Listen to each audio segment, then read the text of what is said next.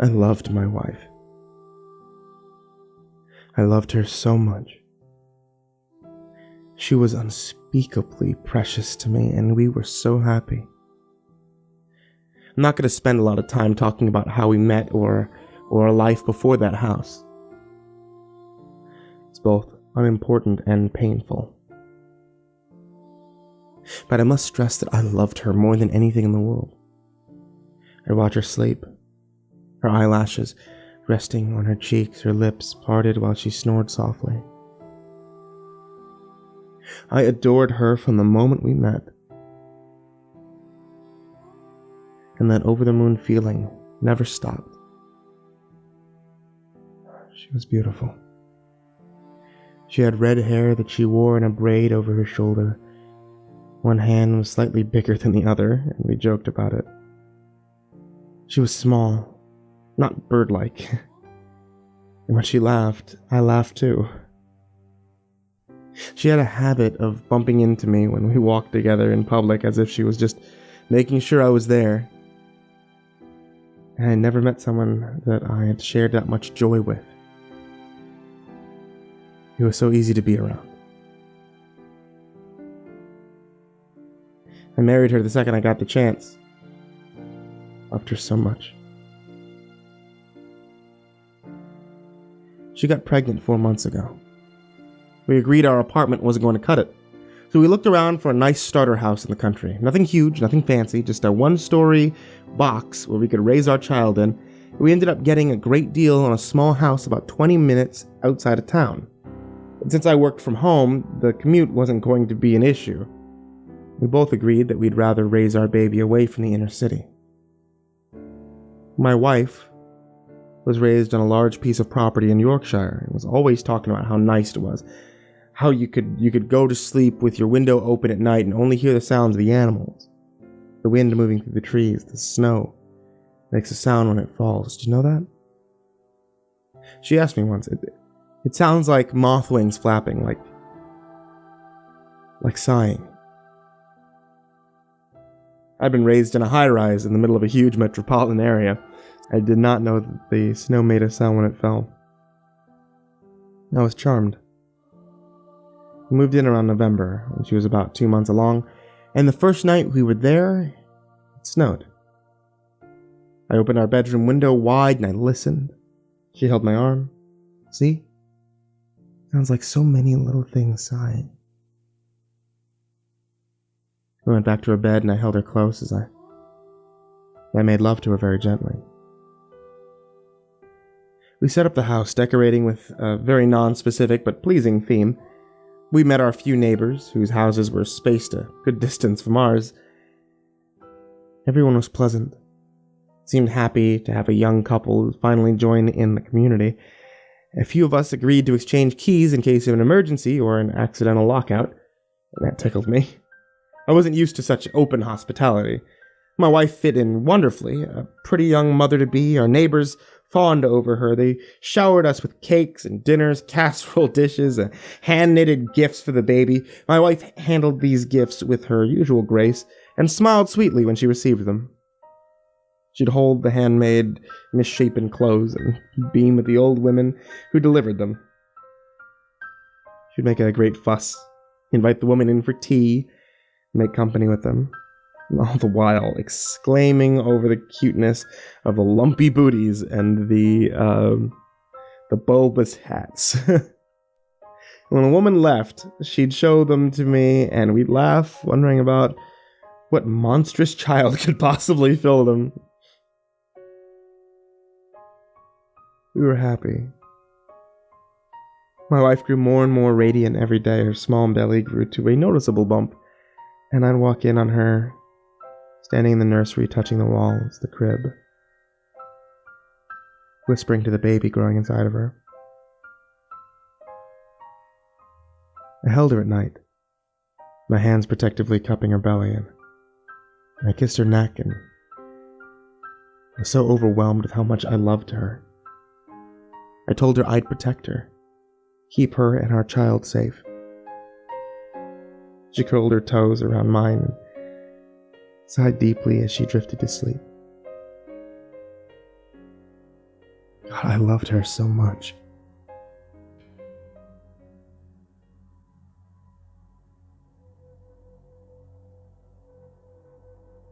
The sleepwalking started around her 3rd month. The first night it happened, I woke up in the middle of the night and sat up. It seemed like something had startled me out of my sleep. A sound, or maybe a flicker of light. I turned to look at my wife and found that she wasn't there.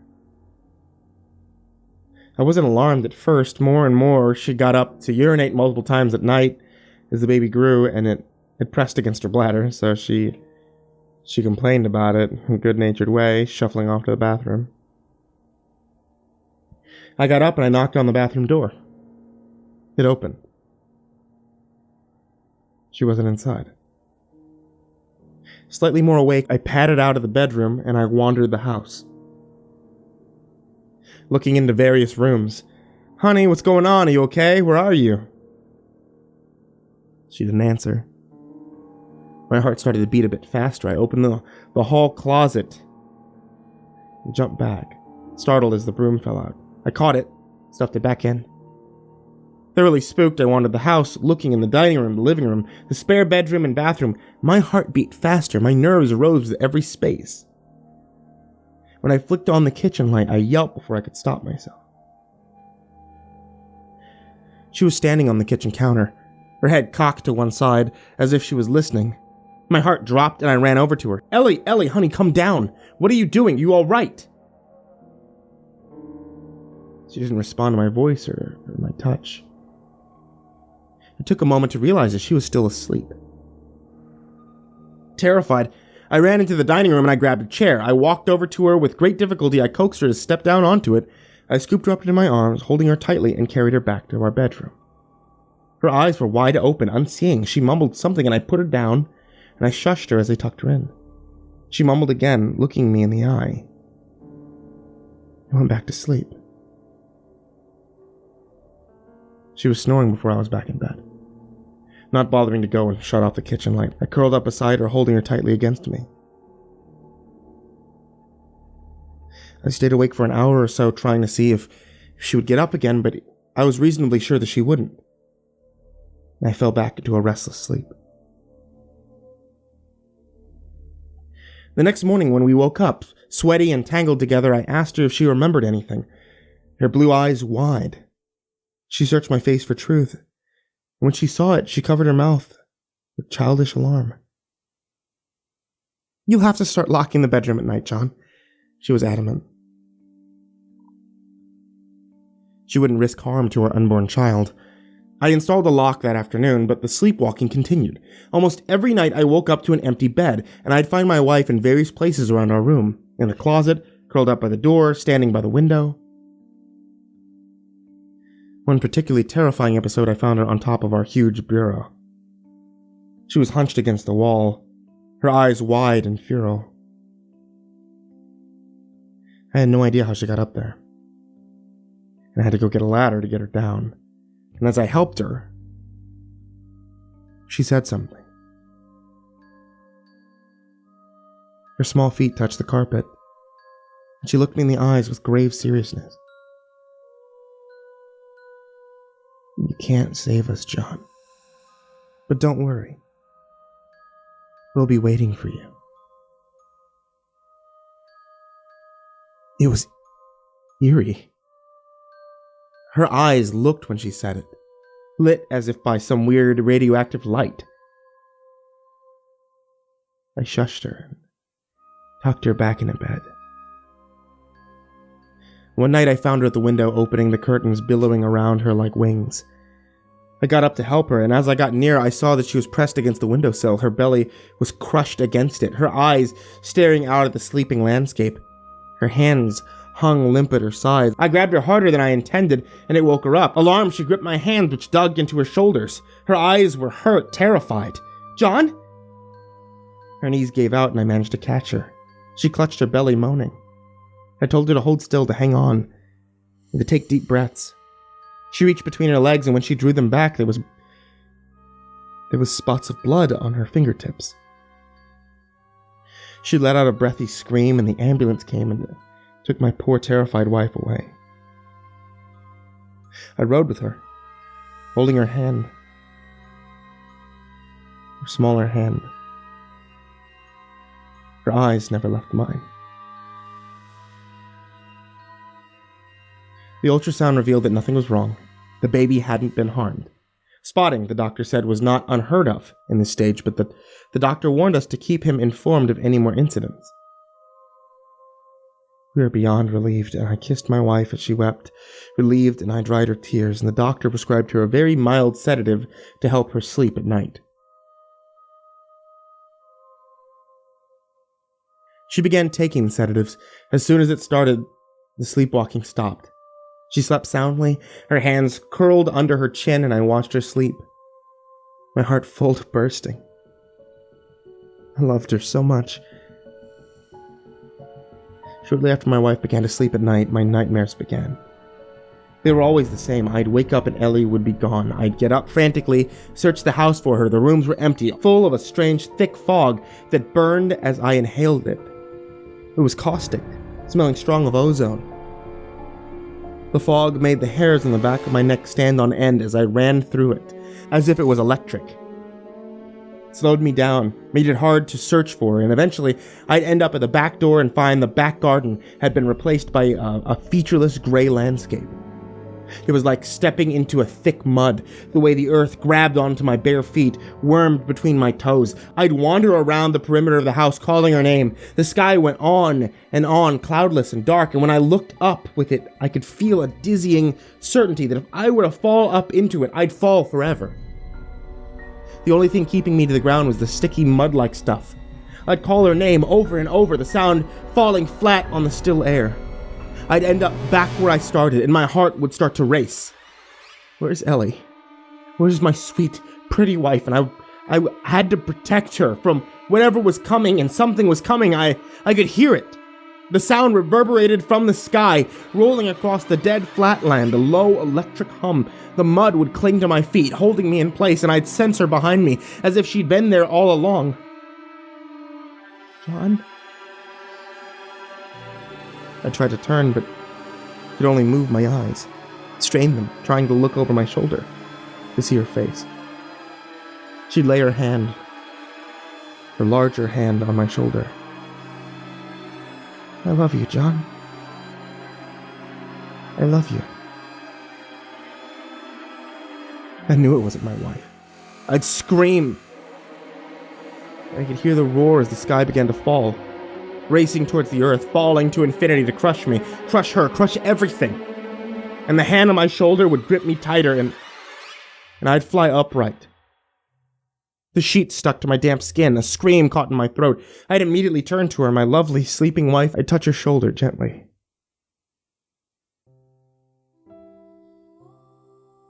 She'd frown. Her lips pursed into a child's petulant bow and roll over farther from my touch. I'd lay back down and I'd watch the rise and fall of her back, breathing deeply. I loved her so much. When we were reasonable, sure, her sleepwalking would not continue. My wife stopped taking her sedatives. They made it hard, she said, to get up and use the bathroom when she needed to. For the first few nights she was off them, I'd stay awake watching her. My nightmares made sleep undesirable as it was, so I didn't mind. Aside from her frequent trips to relieve herself, she slept soundly. I began to love these late nights, staying awake, watching her sleep. She mumbled sometimes, but nothing I could understand. I'd stroke her red hair, touch her skin. Sometimes she'd smile, sometimes she'd turn away. Most nights I'd be awake, watching her until midnight. It was peaceful, listening to her breathing, watching the moon slip behind the clouds. The owls hooted. Small animals moved through the bushes. I could appreciate why some people chose to be nocturnal like them. But as sleep deprivation caught up with me, I began to drift off earlier and earlier. Her leaving always woke me up, but slowly, my routine began to go back to the way it had been before the sleepwalking, before the nightmares. We slept soundly, our rhythm in sync once again, and I loved her. I loved her more every day. 2 weeks ago, I woke up after midnight. It was snowing. My wife wasn't beside me. I sat up, and the air felt thick around me, palpable. Felt an odd sense of calm, an almost medicated feeling. I'd been deeply asleep, I suppose, but despite the drag of sleeping wanting to bring me back to the covers, the warm pillows, I waited for her return. I waited. I watched the minutes pass in our small digital clock. I got out of bed. I went to the window. I opened it. The sky was gray, lit with a dull light from the town not far from us. Snow was falling. I could hear it settling on the branches of the trees, the half-buried grass. And she was right, I thought. It sounded like the sighing of many small things. I watched it for a while, listening to the sighing snow. The land around us, our neighbors, tucked in and quiet. All of us in hibernation, waiting for the sunlight to tell us to come out, to see the new day. The air was cold on my face. After some time, how much I don't know, I closed the window and I turned back to the room. It had been quite some time. I felt the pull of my wife somewhere in our house. I opened the door, I padded into the hallway. It seemed to me that I could still hear the sighing of the snow even through our walls. It was so quiet. The light at the end of the hall was on, our spare bathroom.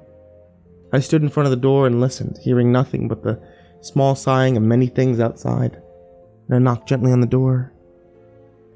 It swung open for a wonderful moment. Last one. Everything was still wonderful. My sleeping wife. My lovely child. My beautiful wife. Must have gotten sick and gone in here to avoid waking me. I wanted to comfort her. I held out my hand to touch her back, which was facing me. She was curled up by the toilet, her face in her hands. It was so sweet of her to think of me as the illness, which came so rarely now, gripped her. Her head in her hands, her red hair flowing over her shoulders and hiding her face. She was so small, so lovely. Innocent. Her head bobbed. My heart ached for her. I loved her so much. Her hands, which were cut at her mouth, holding in the sickness. I loved her so much. I looked at her, down at my hand which reached out to her, saw the blood that I had been standing in that traced onto the bottom of my trouser legs, and I saw her name. Her name that I whispered in her ear as I made love to her, her name that I turned into Ellie Belly when I was teasing her. I said her name and she looked up at me, her blue eyes so wide with wonder and that queer light. Her face was smeared, covered with something more red than lipstick. It was on her hands trailed from her past my feet out the door, her hands that I loved to kiss and hold, and something cupped in them. She smiled up at me, her wonderful child smile, red on her teeth. She smiled and the red dripped down her pretty face. John, I love you, John. Her head dipped, brought the red mouth with the red teeth inside to the red hands. She bit and she swallowed and smiled up at me and dipped her head, bit, swallowed. I watched her delicate throat move with each mouthful she took. I felt in my knees, into the red that tracked up her shins, her thighs. It was slowly trickling out of her darkened nightie. She smiled at me, the dark red. Red was caught in between her teeth. John, I need to get it back inside. I had to, don't you see? I had to get it back inside. She held her hands out to me. one hand bigger than the other, just slightly. I looked at what remained, and all I saw was red. Dark, dark red. She smiled. My innocent wife, who I loved so much. I had to get it back inside. And as she swallowed the rest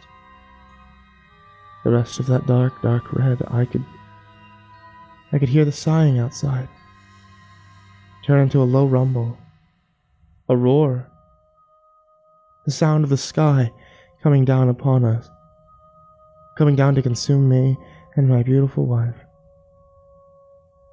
who I loved so much. The sky fell upon us, and I cried her name out into the darkness.